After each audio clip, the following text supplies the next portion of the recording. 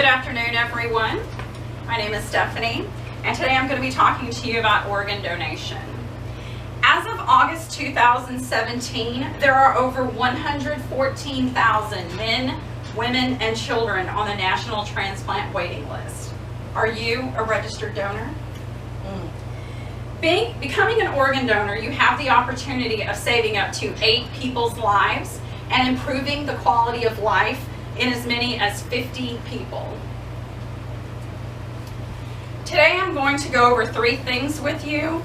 First is how great the need is for organ donation. Next are the benefits of organ donation and the common misgivings about organ donation. And finally, the advantages of becoming an organ donor and the process to become an organ donor.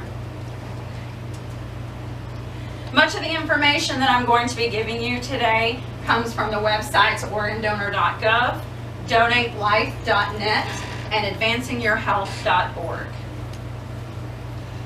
According to organdonor.gov, 34,770 transplants were performed last year in 2017.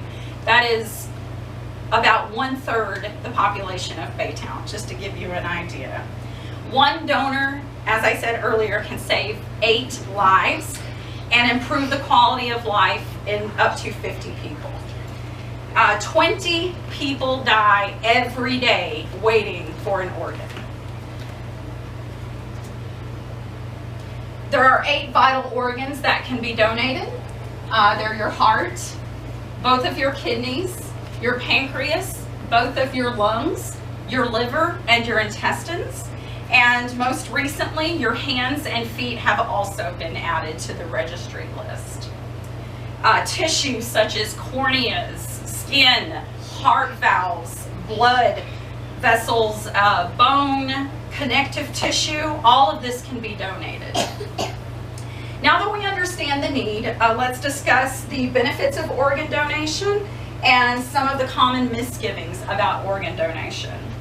For a transplant recipient, it can mean a second chance at life.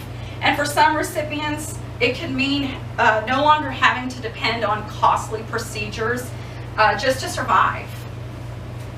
For the family of the organ donor, that can give them a sense of something good coming from the tragedy that they've just experienced, that their loss was not in vain. And they can take consolation in knowing that some part of their loved one lives on in someone else. So some of the misconceptions that I want to talk about with you with organ donation is that it will affect the level of care that you receive while you're in the hospital.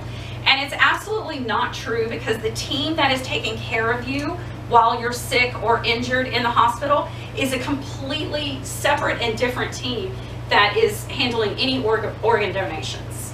So they're not interconnected. They don't know who is sick and who is dying. It's completely separate.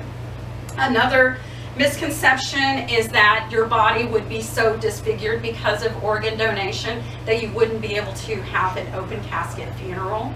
And again, it's not true. When a body gets to the funeral home, they make you look exactly how you did when you were living. So nothing about organ donation is going to change an open casket funeral.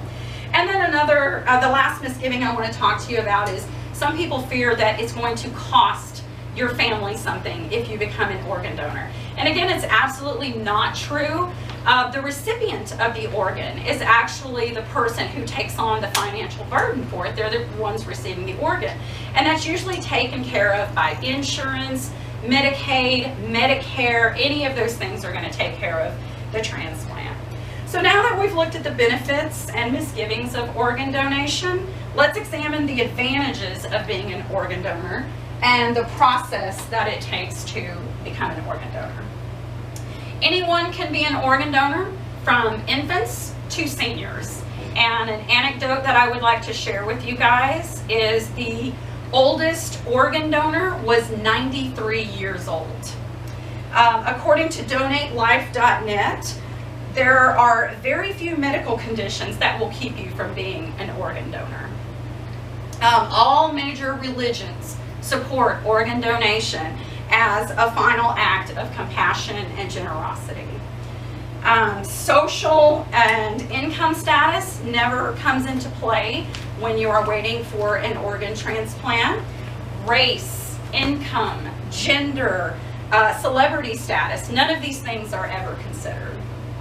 So the process to become an organ donor, in some states, you can do it through your driver's license issuing office, but if you're like the state that we just PCS to, Louisiana, they do not do it through there. So you can go to organdonor.gov, which is what I just had to do when we moved to Louisiana, and you click on, once you get to that site, you click on your state, and the menu will come up, and you just enter your personal information, and it takes less than 10 minutes and you become an organ donor. It's that easy. Becoming an organ donor is much needed, and it's the last meaningful gift that we can give. So I've given you many statistics throughout my speech right now, and I can only hope that this information was enough to stir and act for you to go to organdonor.gov if you haven't already, or signed up through your driver's license office, and register to become an organ donor and give the gift of hope. Thank you.